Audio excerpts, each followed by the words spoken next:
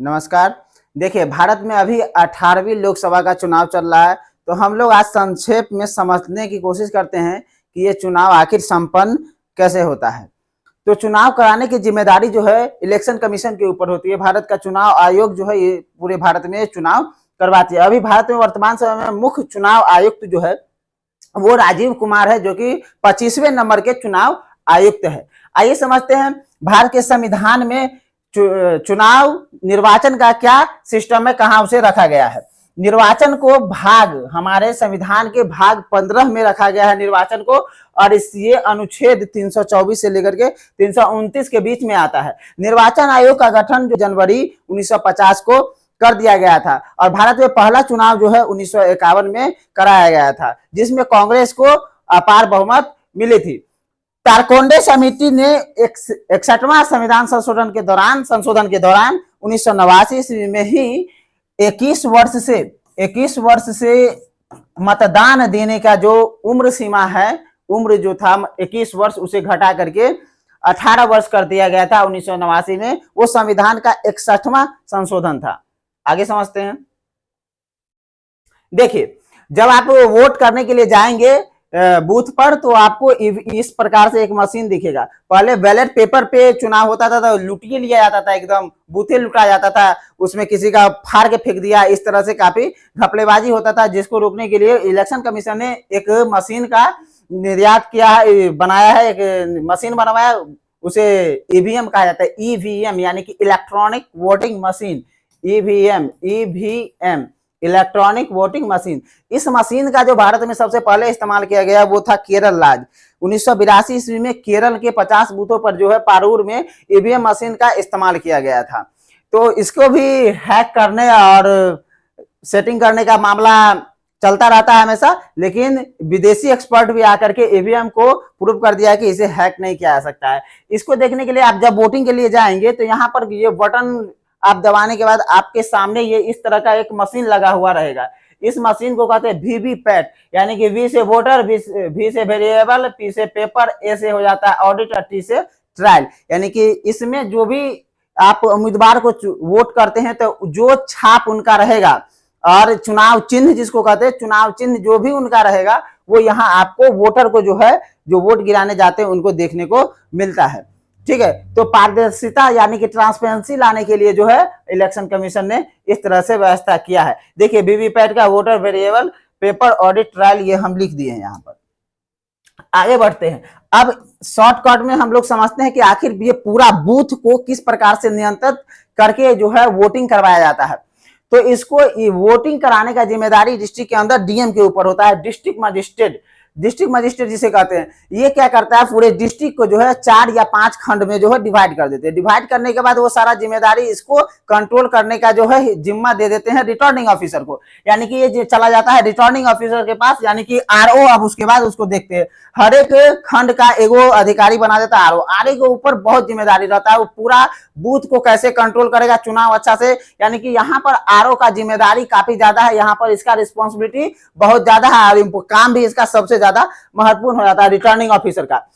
ये क्या करता है, पूरा एक खंड का पूरा प्रमुख होता है, हेड, पूरे एक खंड जो कि पूरे डिस्ट्रिक्ट को बांटा रहता है, जो डीएम, उसका पूरा ये पूरा हेड रहता है एक तरह से। तो इसको क्या करना है, अपना वोट जो है पूरा अच्छा से संचालित करवाना बहुत बड़ा जिम्मेदारी रहता है ये रिटर्निंग ऑफिसर के बाद। रिटर्निंग ऑफिसर क्या करता है, बूथ के ऊपर जिम्मेदारी जो है दे देता है किसको, तो प्रिसाइडिंग ऑफिसर को।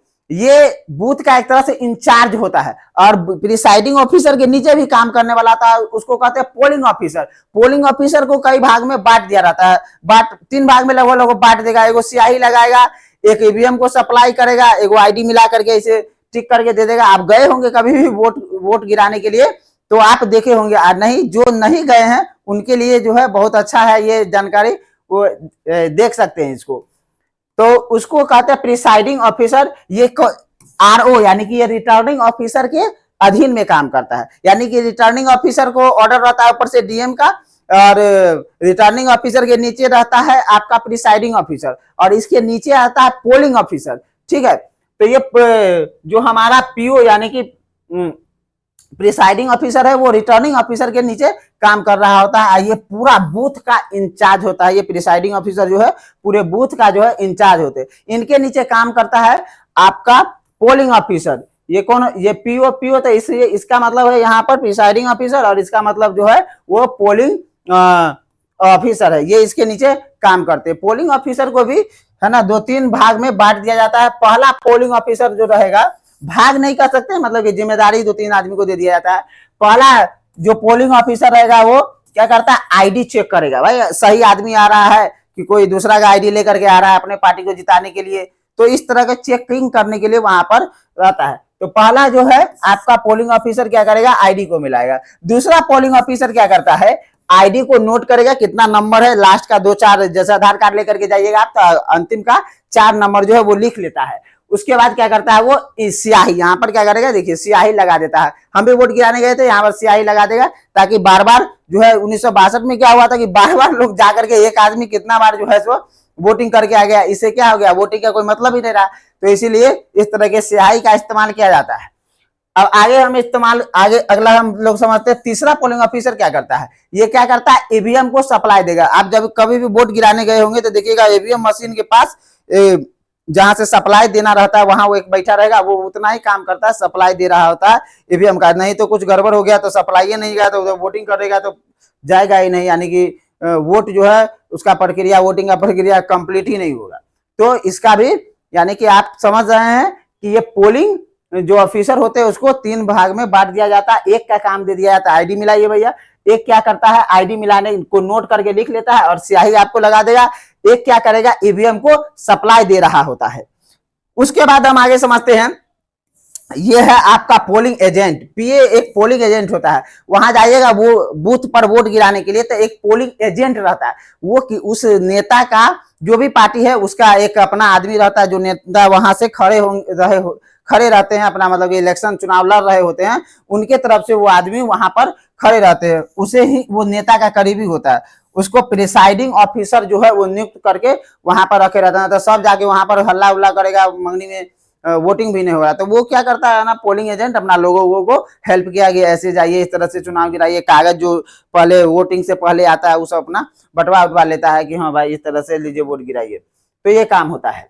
उसके बाद आगे बढ़ते हैं, पोलिंग जो कराता है उसको कहते, पोलिंग कराने के बाद जब वोटिंग हो जाएगा आखिर तब क्या होगा। तो वोटिंग जब हो जाता है तो वोटिंग होने के बाद क्या करता है, जो पोलिंग ऑफिसर होता है वो सभी मिल करके प्रिसाइडिंग ऑफिसर के साथ सारे ईवीएम सबको कलेक्ट करके किसको दे देता है, रिटर्निंग ऑफिसर को। यानी कि जितना बूथ बना होगा सब तरह से रिटर्निंग ऑफिसर के पास ईवीएम पहुंच जाता है। अब रिटर्निंग ऑफिसर उसको क्या करता है, उसको अच्छा से सील करता है डीएम की उपस्थिति में। तो डीएम की उपस्थिति में उसको सील करने के बाद स्टोरेज रूम में उसको भेज दिया जाता है, जिसको स्ट्रॉन्ग रूम भी कहते हैं। उसी को स्टोरेज रूम में भेज देगा।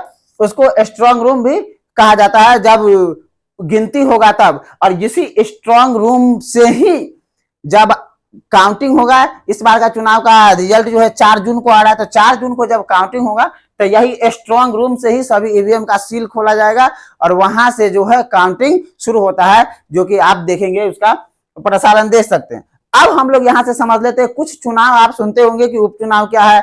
जैसे अभी चल रहा है आम चुनाव, तो आम चुनाव का नाम सुने होंगे, लेकिन होता क्या है, ये देखिए 5 साल लगातार सरकार अच्छा से चली और 5 साल है ना के बीच में उसे कोई विघ्न बाधा नहीं आया, सरकार गिरी नहीं, तो उसे उसके बाद जो चुनाव होता है उसको आम चुनाव कहा जाता है। तो वो आम चुनाव कहलाता है।